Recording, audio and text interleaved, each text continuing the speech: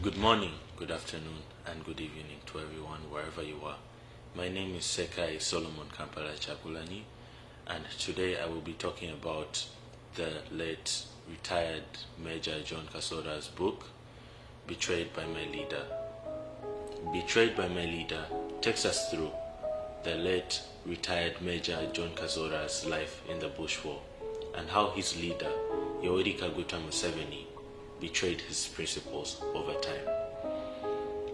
In this book, we get to see that Yoweri Kaguta Museveni, who once stood for unity for all peoples in Uganda, justice for all, and human rights, came to be the one thing that he preached against. What once began as a revolution for democracy has now become a dynasty built on lies, conspiracy, and deception. And what once was meant to be a government built by the people for the people has now become one man's family business. We dive into the late retired Major John Kasora's book and expose of Museveni and who he truly is.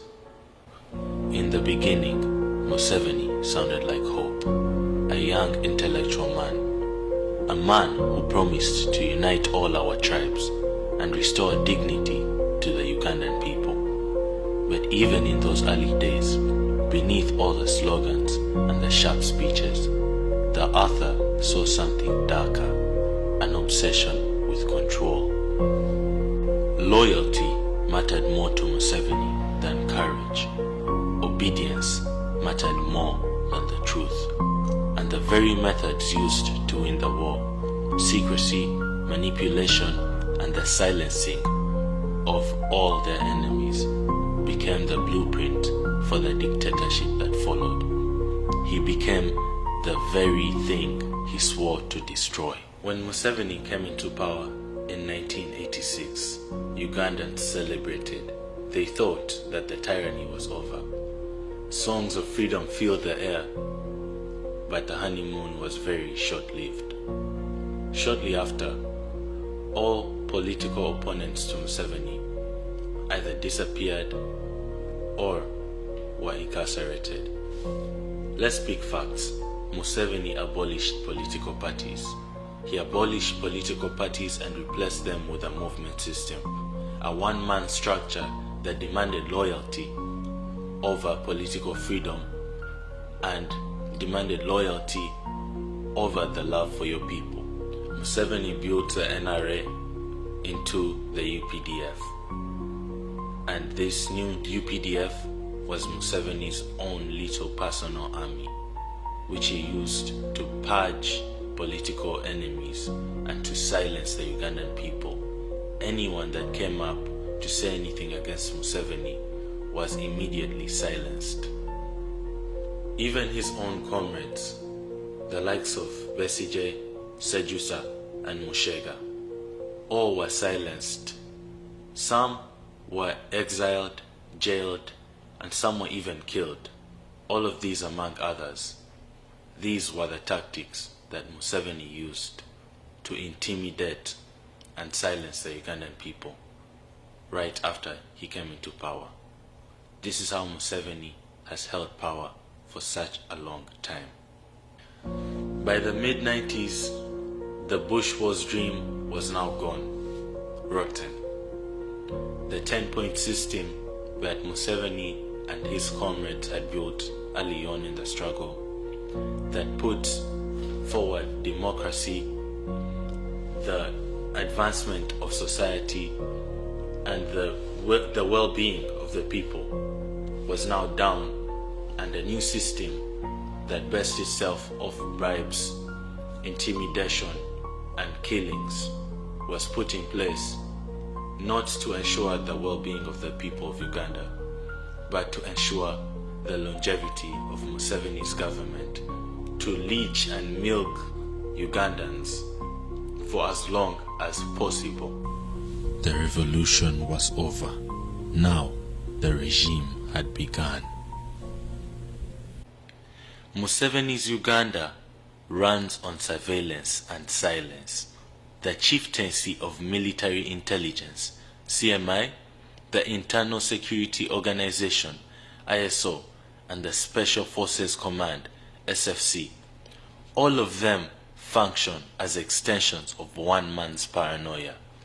Safe houses became torture chambers, citizens vanish in the night, journalists are beaten for filming the truth, and opposition leaders are arrested for daring to speak.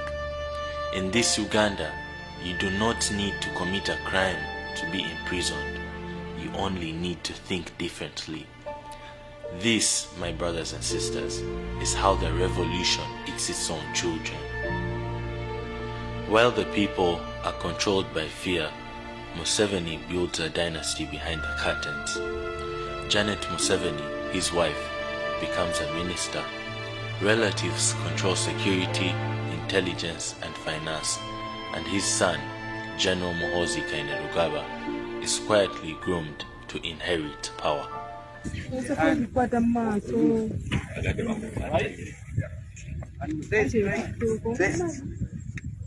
sure those people are not happening this country. Right? Are we together, my friend? Now.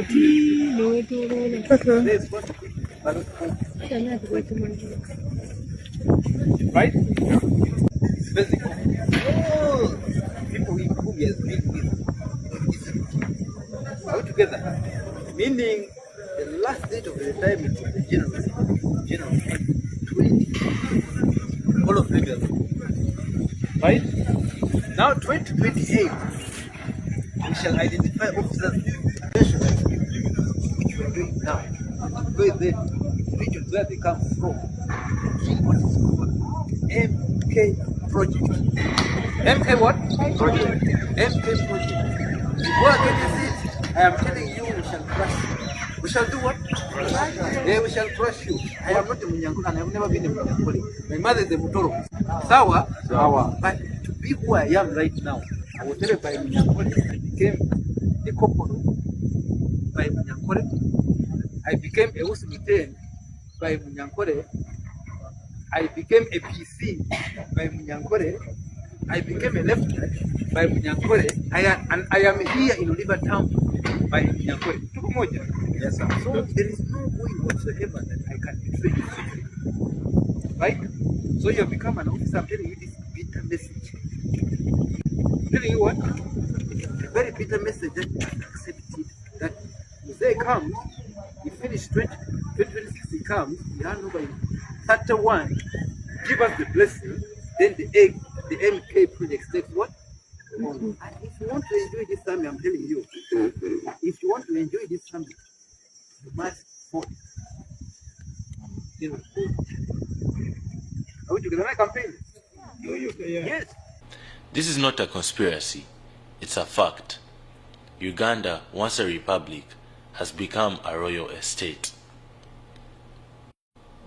Our forefathers fought against a monarchy, and they were lied to and manipulated into crowning a new royal family. But this time, the royal family is wearing military uniforms. In the book, we see the author talk about how the constitution has been manipulated. In 1995, when Ugandans believed in a new dawn, a constitution with term limits and age limits. But when those limits threatened Museveni's rule, he shredded them. In 2005, he removed term limits.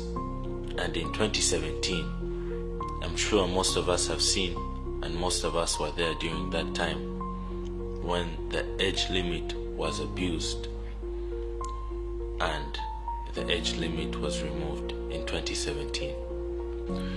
The author does not mourn for himself, but for a generation of people that have been deceived. The same guns that have freed Uganda are now turned on Ugandans.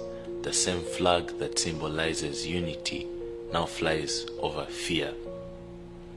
He writes, "We replace the gun with the same gun pointed at us." That line defines Uganda today and the position we're in as a country. Now, my brothers and sisters, this is a call to action. Us as Uganda's young and restless generation, for us to unite, we need to work beyond this fear and this intimidation if we want to build a new Uganda where all of us are equal, where all of us have the same opportunities as the next person. We need to unite. The current regime survives through military control, manipulation, corruption, and patronage, but it cannot survive in a population where 80% of us are under the age of 30. We need to unite and look past all this manipulation. We need to look past everyone's tribes. We need to look past everyone's differences. And we need to all unite for the same cause, for us all to have the same opportunities, for us all to benefit from good healthcare, good education, and remove the elite ruling class from Uganda. Every single post, every single voice, every single one of us matters. If we do not speak up for our rights, Uganda will become a monarchy, passed down from Museveni to his son, and democracy will cease to exist. Ugandans will suffer more and more. Let us eradicate this disease from Uganda while we still can. Vote, vote, vote, vote. And after you vote, stay and protect your vote. Don't let them waste your vote. Don't let anyone undermine your vote. Don't let anyone undermine your vote. Vote. Vote, vote, vote, vote, vote. And make sure that your candidate is respected. Make sure your vote is respected. Stay there and make sure that no one is undermining your life. You have one life. Use it well. Thank you very much.